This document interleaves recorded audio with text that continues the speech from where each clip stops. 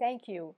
Thank you so much for being with us on this journey. So, we'll start where we left off last time, which is on page 28. So, when we are caught in the past, we have a limited sense of present experience and can easily miss fresh, new gifts being offered in the moment. By expanding into the various dimensions represented by the iceberg, and I will go to that image right now from our book. This is what we were talking about last time, that we are like an iceberg where only 10% of us shows up in this third dimension.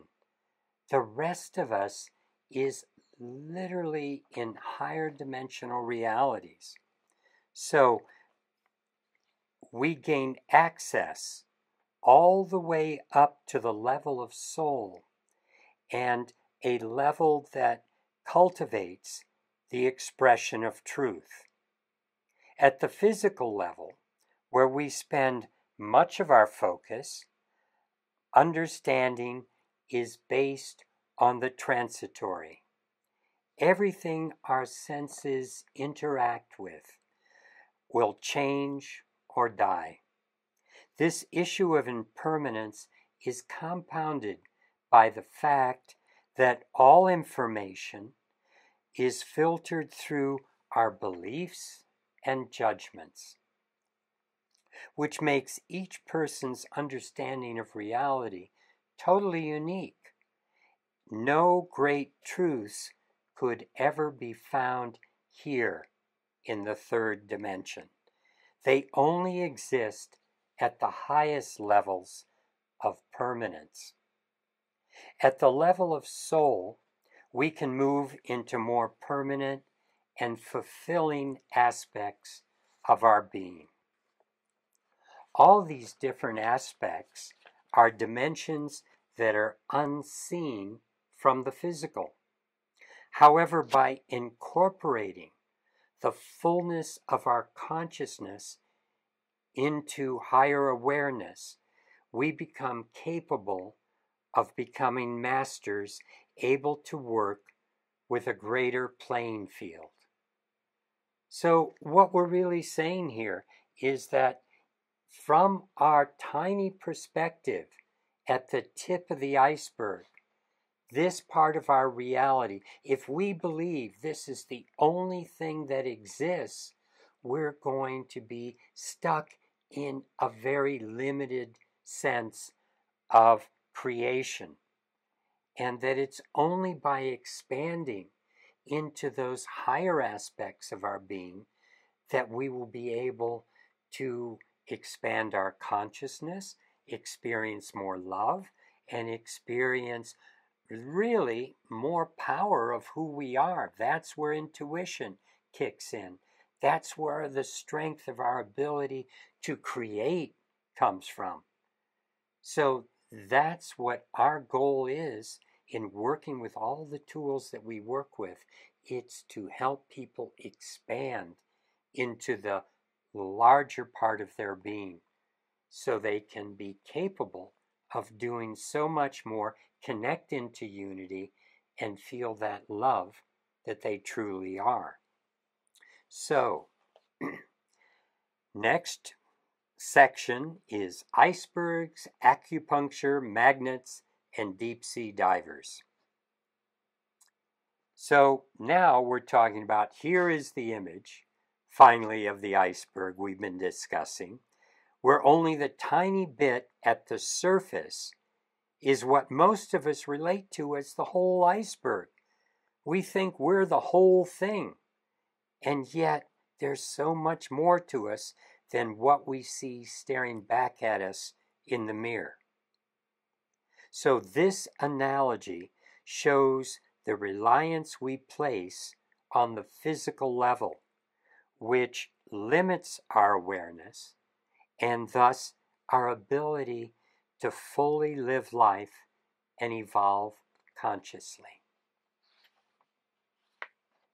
You know, what I love about this section is that it's really exciting to me that we have an opportunity to explore the unseen, the unknown, the creative, the intuitive, the higher dimensions. And I think that's the greatest exploration that there is available to us. Some people think the greatest exploration is, going off in outer space or whatever. And yet, the space that we inhabit at some level is a tremendous exploration. And the more that we open our consciousness to bring that in, the greater we evolve, the more at our fingertips we have to incorporate into our life. So, to strengthen this metaphor, we've turned this iceberg upside down to offer a better perspective in understanding the hidden aspects that exist between soul, which came first, and the physical dimension. So that's an important piece right there. Soul comes first before everything. So that's the primary piece that we want to be cognizant of. Everything is created on the primary level of soul or of source before it flows from the top initiating point through all levels of our being, finally coalescing in the density of the physical. So quite a journey that this energy goes through in order for it to come into this life force in physicality. We've layered it like a cake because it's easier for our linear minds to accept it that way. However, the fact is that nothing is really linear. Nothing outside of our limited physical view of reality is linear in space or time. We show all those different aspects on the iceberg to describe the fullness of who you are. It's a metaphor, though. Everything we're going to discuss in this book must be metaphorical because truth can't be captured by words. Truth is an experience. It's a feeling, a deep understanding that goes beyond all words. Words are linear, analytical, and what we want to do here is go way beyond that. The words that we fall back on are the metaphors to say life is like this. The iceberg metaphor shares an understanding of how dependent we are on our higher consciousness and soul for our true existence. When we speak about multiple dimensions, the dimension that is closest to our body is often referred to as the etheric. It exists within a few inches of the physical body and is that energetic interface between the solid matter and subtle fields of energy that surrounds us. It's the energetic link to the fourth dimension where the colorful emotional body is displayed. An acupuncturist follows detailed maps of energy points on the body, and by activating specific points with inserted needles, they can increase energy flow where there had been blockage or inadequate flow before. Have you ever noticed how long some of these acupuncture needles are? I mean, they are sticking up there about 1.5 to 2 inches, and there's a reason for that. You see, needles act as small antenna towers, collecting energy. Many of the acupuncture needles you see have the wire twisted like a little spiral at the top, and that's to work with the energy. And all energy, a wave, is actually what you're seeing from the side and it looks like it's going up and down like this, but in truth, it's spiraling through the universe. And so the little spirals at the tip of the acupuncture needle catch that energy, and by being longer than an inch, they're able to pierce the etheric field and create a siphon effect with the fourth dimension and working. So it's actually bringing a higher dimensional level of energy into the body. And it uses the energy of the etheric body as a driver. It works with that to push more energy through, opening the flow from higher realms. So when that energy flows, the physical body can receive healing and become balanced with the help of energy input by moving fourth dimensional energy into the physical body. So it's just giving us a larger push of energy to break through some of those blockages, places in the body where the energy hasn't been flowing properly can be opened up. And for our pendants and so forth, people often ask, can I wear it, put it in my pocket? You can literally put it around your ankle. You could put it anywhere on your body as long as it's within the etheric field, because that's the key. When the pendant that we wear is somewhere close to the body, within a couple inches, the body will pick up on that energy because it's creating a vortex, a literal whirlwind of energy moving from the higher dimensional realms. And the gems that are on our pendants actually work with the fourth dimensional body, allowing the emotions in that body to be balanced. And so the colors of the gems often reflect the emotional body and bring those particular chakra energies, amethyst at the top and red ruby color at the root, and all the other colors in between, into the chakras. So another way that acupuncturists stimulate energy points is by placing magnets on them. Simply put, magnets are made by combining particular metals and then heating and running a strong electrical current through the metal. This creates an internal molecular geometry that allows magnetic energy to flow. And we've put magnetic energy in quotes because science has no consensus in understanding what this energy flow is. They simply refer to it as magnetic energy.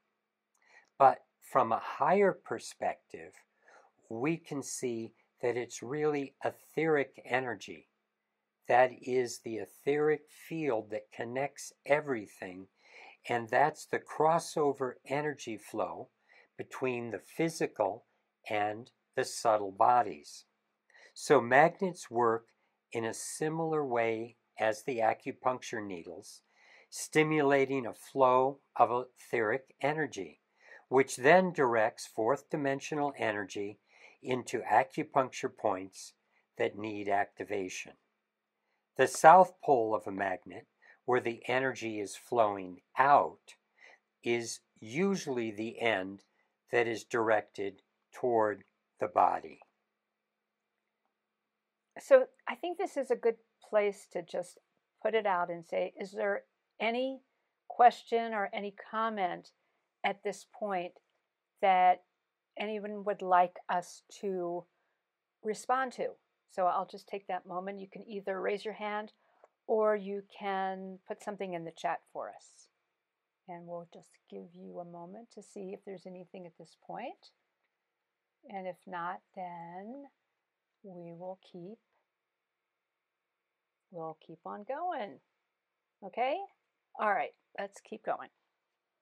So, a lot, it's really interesting because there's a lot of people that are doing all kinds of different kinds of biomagnetic healing that really works.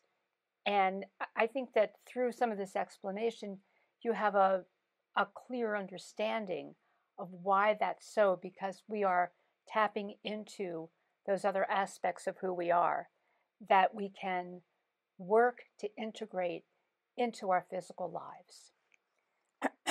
So when properly used, the etheric energy directed through the magnet can stimulate healing activity within the body. It's important to work carefully because if it's left in too long, it can unbalance the body. And that overload of energy is not a positive thing. Too much energy is as problematic as not enough. If the body's out of balance, think of it like a seesaw, where one side is raised and the other side is lowered. You could bring energy into to press the raised side down until the other side starts coming up. The proper timing is critical to remove the magnet when balance is achieved, rather than allowing it to stay and force the other side of the seesaw up too high, causing imbalance. So whenever working with energy, balance is important to achieve. And one of the questions is, so how do you know? And, I think that's something that anyone who is sensitive in the healing arts is checking in and noticing what are some of the signs, what are they feeling in relationship to their patient in regards to using these different tools. And then with acupuncture, there are different protocols where certain kinds of needles are just put in for specific times. Some are really fast, and some may actually stay in the body longer. So there's a lot of different ways that energy can work to support the body. And a professional acupuncturist often uses a small magnet with a little bump on it so he knows which is the south-facing pole, and he will put it on with a Band-Aid. They often come with Band-Aids, and leave it on a spot and direct you to leave it there for a day or so. I once had a woman who sold magnetic bracelets at an art fair, and she had all kinds of magnetic materials. She came to me because she was getting overstimulated by the magnets and was becoming very jittery and very uncomfortable. So I had her let go of magnetic energy for a while and work with some other tools that we recommended of ours to bring things into balance. So if you're doing too much of something, it doesn't feel good. Your body will give you a reaction that you'll be overstimulated or feel understimulated. So let's consider another metaphor now, that of our deep sea diver. So let me take you to another image that we have in our book, and where we got so many monitors, here we are.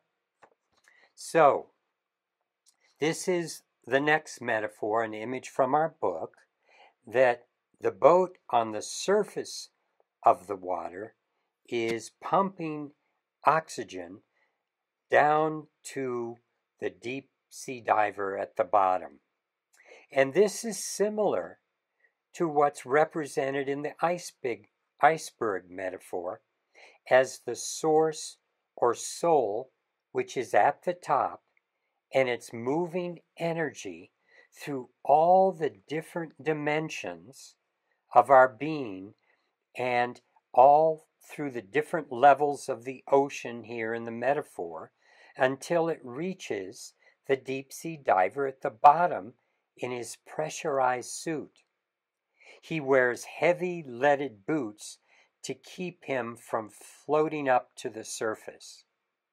Likewise, each of us is surrounded by this etheric body, and then out into the fourth dimension is where our emotions hang out. And this is where often a lot of our negative emotions that are generated inside the body, the emotions that really all spring from fear, our sadness, our guilt, our anger, all of these things hang out around the body, and they act like the leaded boots of the diver. They keep us here in the physical, but they also block us from connecting to some of the more subtle realms. So they keep us at the lowest level of our potential in this third dimension. We're dependent on our survival for the link to soul, just as the deep sea diver always needs to have a connection to his ship on the surface that is pumping him oxygen. Our soul is literally pumping our life force constantly to us. If the soul were to be taken out of the picture, we would immediately die, just like a deep sea diver whose air has been cut off. The way in which the energy flows from source all the way into our lives is an important aspect to discuss, because that's where we get into creating resonance with the soul and exploring ways to increase that flow of energy. It's most important to realize that energy is flowing, and it needs to flow into our lives all of the time. And I think, sometimes I can't remember exactly, where if we wrote about this in our book, but at the very bottom, this phrase I think we'll cover later, but start realizing that this flow of energy is so critical to us, because all the difficulty, all the diseases that we experience in the physical body, at the tip of our iceberg, in our ego reality, that all these difficulties are a reflection of the blockage or the denial of energy from source. Okay, so we have a few questions and comments. I think this is a good moment to take them, even though they're not completely on topic. We'll start with actually the last one that I think is more on topic. John says we have to ground the energy. It's important to allow the energy to flow through us.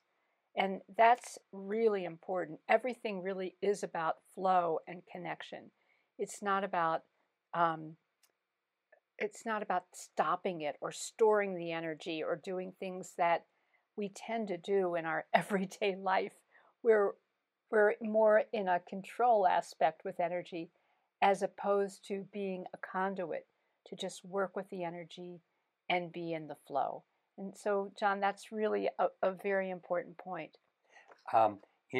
Another thing that's important to realize is that because of our experience at the tip of the iceberg, our ego experience, which looks like everything is limited, when energy starts to flow and when love starts to flow into our lives, because that's really where love is coming from the highest aspect of our being, by grounding it and allowing it to flow through, there will be more.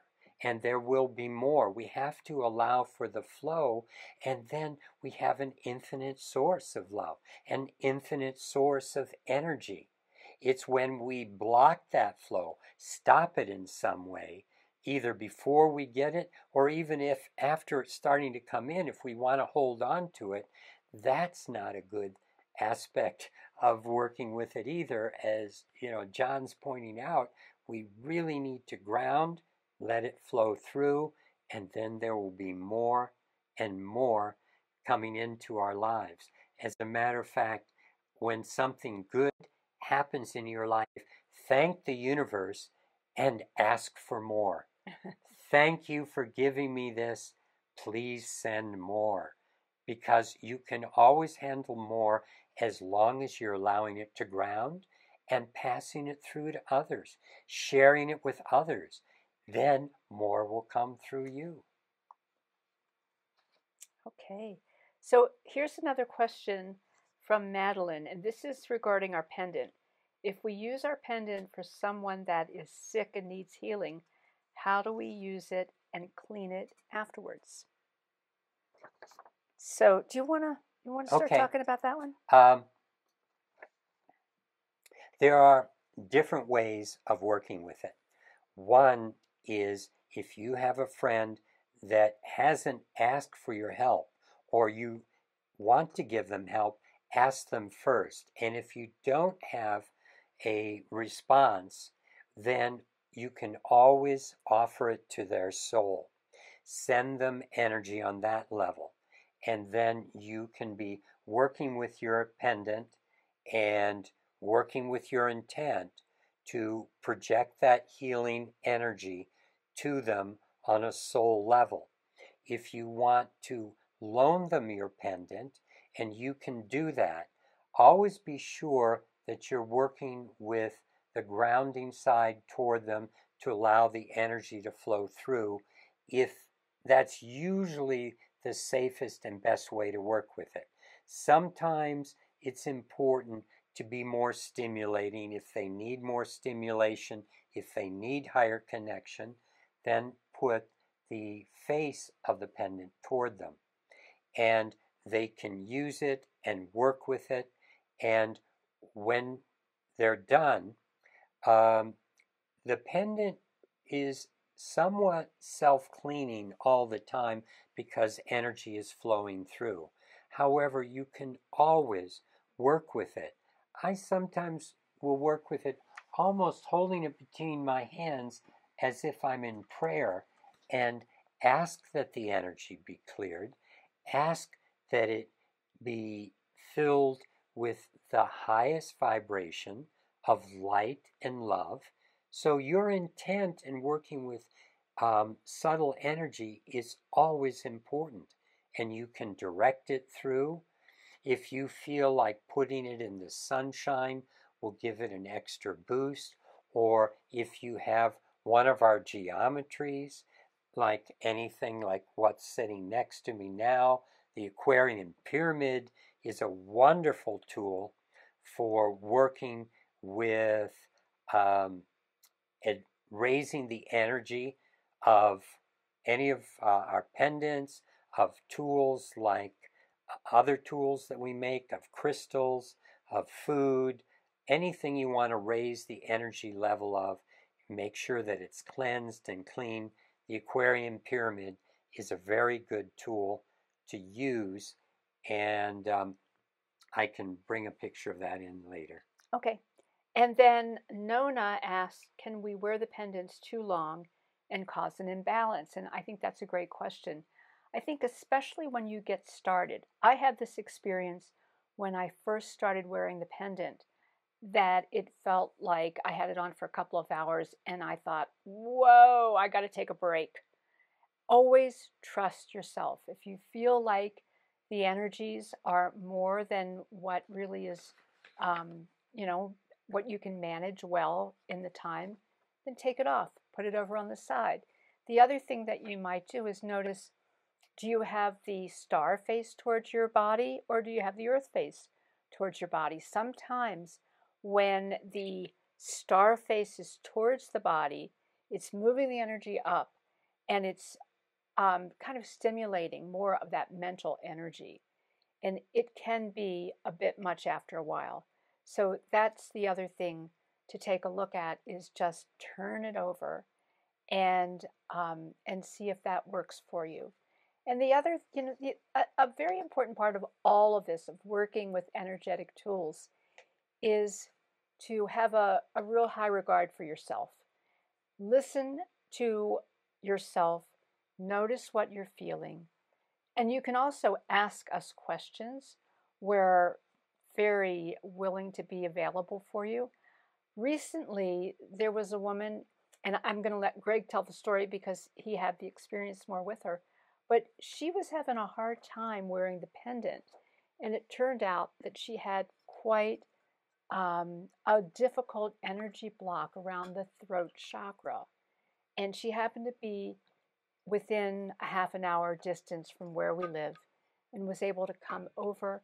And Greg worked with her and was able to actually get in and lift that block. So you want to share more about that? Okay. I'm not there. There you go. So this may happen from time to time to different people, and that is what was going on with her. She'd worked with earlier versions of our pendant. Everything was fine, but when she worked with the newest one, with the black background, it is much more powerful, and she felt energy kept getting stuck in her head, and it was, really bothering her a lot. Plus, she had just moved here from another state, and she had felt out of sorts for the last 3 or 4 weeks. And so, as Gail said, she was close enough that she came over. I worked with her with the Dorji that we have, and was working with her throat, because if you find that there is an overload of energy in some part of your body, if you're able to work with a pendulum, work with kinesiology, work with whatever way you have of tuning in this case, I was able to tell her I could tune in from where I was and see that she had an issue. I said, with your throat. And she said, well, as a matter of fact, I have nodules on my thyroid, and I do have physical difficulties going on there. And those physical difficulties, by the way, are a reflection of something that was going on a higher level, that came from an older part of her life, an earlier part of her life, when she was a young girl and her father did not totally hear her. When she spoke, she wasn't always accepted, and she carried that through into her adult life. She didn't think people valued her opinion, and this happens quite a bit with women, and it's often because of what went on earlier in their life and the way women were not valued in the same way. And we need to shift that, especially in today's world. We need to start working with the divine feminine more and more, so that we all can be heard and energy can flow. So ultimately with her, we worked with a form that we call, that's spherical, called the Divine Integrator. And wherever there are cross points on one of these forms, like on this form next to me, a cross point is where energy comes in. It's like sometimes you use the cross to mark the spot, and it's where energy flows, or energy you can, with your intent, block the flow with a cross. It works both ways. So she put that on her throat, and the energy opened up, and she right away got, I can wear the pendant now, because she hadn't been wearing it because it created too much stress. So she could start wearing it, and when she stood there in front of me, she said, I feel more different than I felt in the last month and a half. And indeed, I mean, her feet, she was standing solidly on the ground. She had so much energy she was projecting. And so it really shifted. So these tools, they move energy, and yet you need to work with everything all the time. You need to be part of the equation. It's not just something you can plug in and let go. And if things aren't working, contact us or work with your pendulum, whatever you need, to find out where you need to focus the energy to open up to allow full flow in your body. It's all about the flow, isn't it? So in terms of flow, let's continue. Okay. And so here we are. The next subhead is Awakening to the Natural Order of Creation. And you're going to find that's where we are heading more and more in our book, Exploring the Natural Order of Creation. So as we move into a relationship with the bigger part of our being, we discover how wonderful life can be. From the higher perspective that is offered, 3D's distractions become much smaller and less intimidating. It's kind of like, if you think about like an eagle view. When an eagle who has incredible eyesight is circling up above, they may be aware of the scurrying of a mouse down, quite a distance from where they are, but they have such a clear focus. Their perspective is very amazing. So we feel more in control as we watch our life journey with less emotional involvement, such as a parent watching their child play, even though I can remember when I would see my child doing something. I wasn't necessarily just being uninvolved, but we can observe without taking everything so personally. And that's a very key point. From the higher valley's edge, we can more easily recognize the path down the center of the valley and the serendipities that start unfolding more rapidly become an expectation of how life is to be led when full connection is allowed to flow through the heart center into our daily life. And I believe that serendipity is a natural thing. And the more in the flow, the more connected we are, it just naturally will occur and helps to express in our lives what's really going on and what's available to us. We begin to realize that all difficulty and disease are a result of blocking or denying this higher flow of energy from Source. As more doctors acknowledge that negative emotions and stress can influence a person's health, they are slowly recognizing the interactions we have aspects of the fourth dimension, the emotional realm, and fifth dimension, the mental realm. Impediments that show up in these higher unseen dimensions influence the quality of life in our physical reality. In fact, this leads us further down the rabbit hole of third dimensional illusion toward the understanding that there are no causes at all in the third dimension. We exist in a dimension of effects only. All causes are initiated on higher dimensional levels of existence before they manifest in our lives. And I think a lot of us have an understanding how things are manifesting in the unseen world before they actually are part of this physical realm. And that's the way energy flows. And the good news about that is it gives us time to be able to participate with what's going on so we can actually make changes before the material realm. Thus, if we wish to create true changes in our lives, it's necessary to understand and claim these higher dimensional aspects where the source of our power and intelligence is generated. Okay. So this is where we go for our inspiration, for love, and to feel the wholeness of who we are. It's also where we go to expand our consciousness and realize who we truly are rather than on the physical level. The third dimensional level is where we discover things by doing.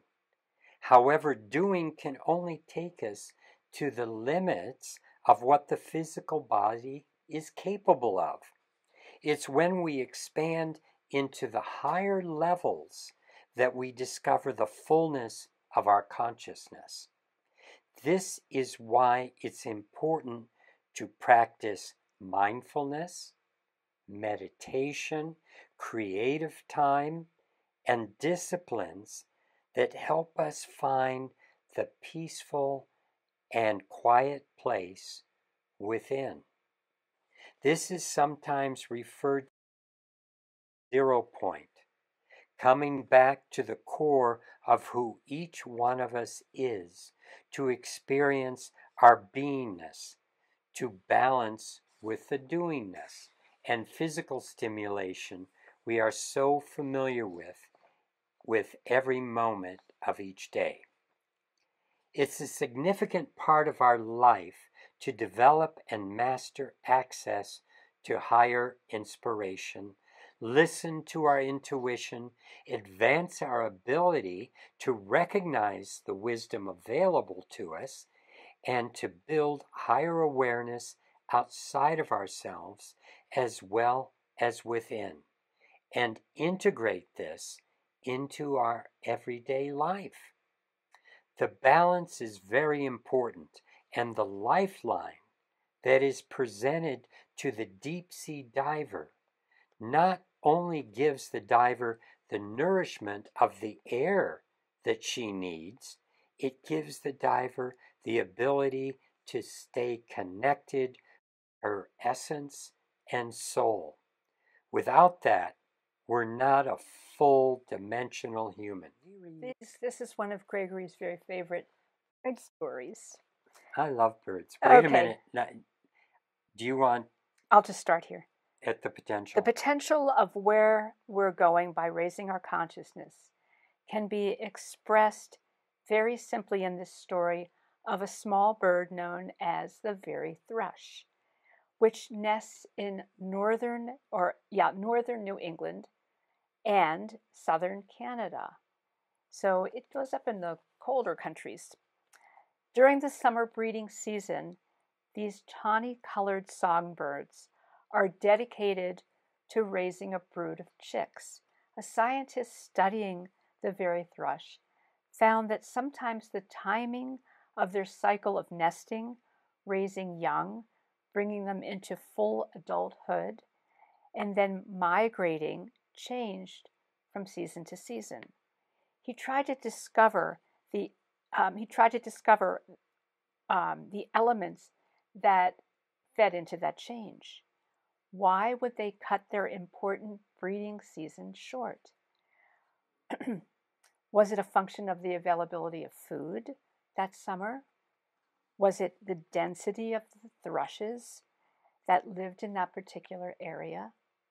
He discovered that this bird wintered in Brazil and South America, which is a migration of over 4,000 miles to get to their winter habitat. Their migration route took them over the Gulf of Mexico, the large body of water between North and South America.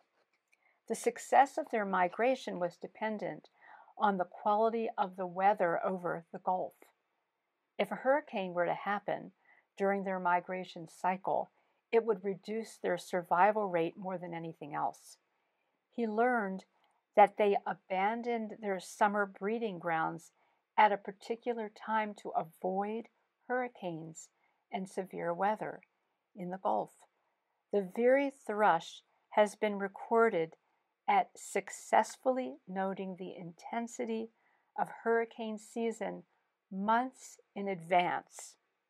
Their accuracy in determining whether there would be hurricanes during their migration time or not was more accurate than the computerized models that modern weather relies on.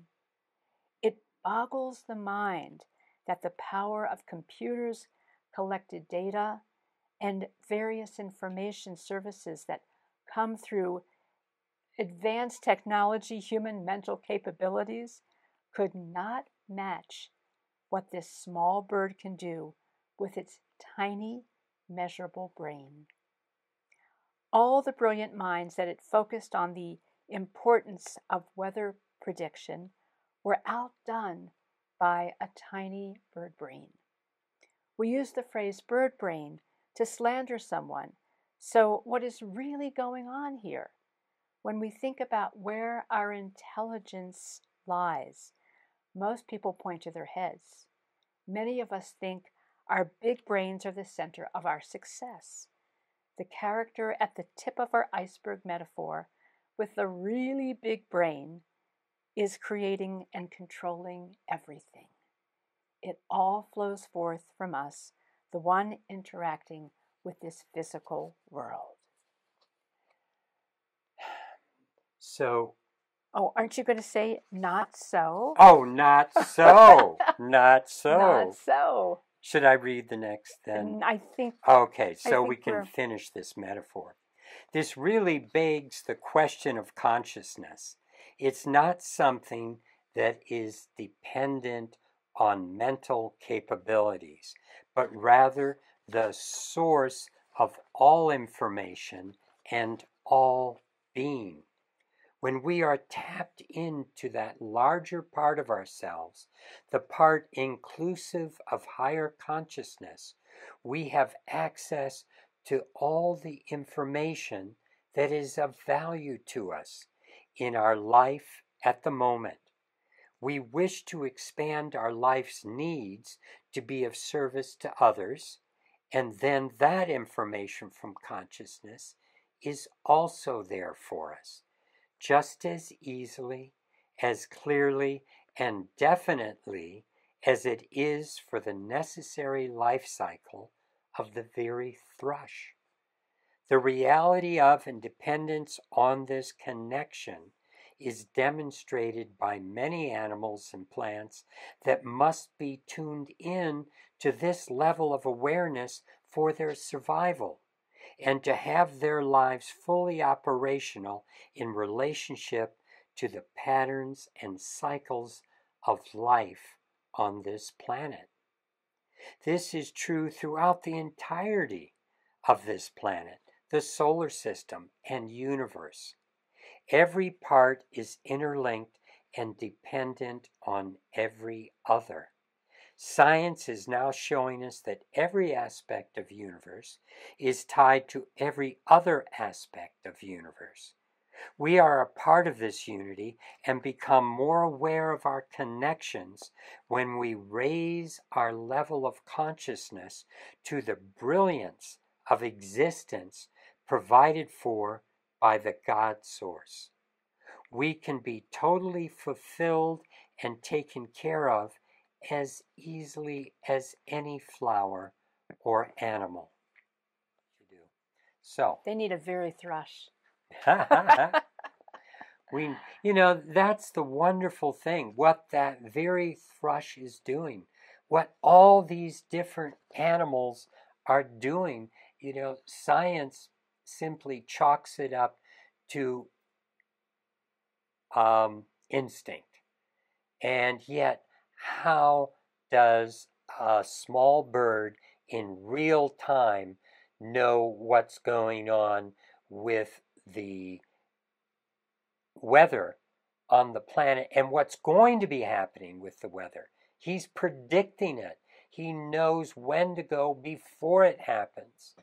I mean, this kind of connection is what happens when you're connected to the source of all information, to the source of all that is.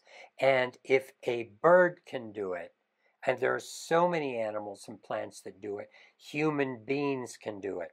We've just limited ourselves. We are just hanging out in this ego aspect of reality, this 3D aspect that's at the tip of the iceberg, and not moving in to the potential of who we can become. And then everything that you need will be there for you to work with.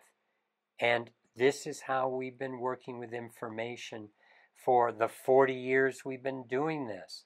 The information in the book that we've been sharing with you, a lot of this information is new. It hasn't been something we've seen other places, but it's what's been coming in from that source connection that we have been allowed to tap into because we have a desire to share it with everyone and help people realize that we can all be moving into this larger space of love and light together. It's the only way it's going to happen is together. That's what it's about. So, all right. Thank you for Thank joining you so us. much for taking your time tonight with us. We really appreciate you so much.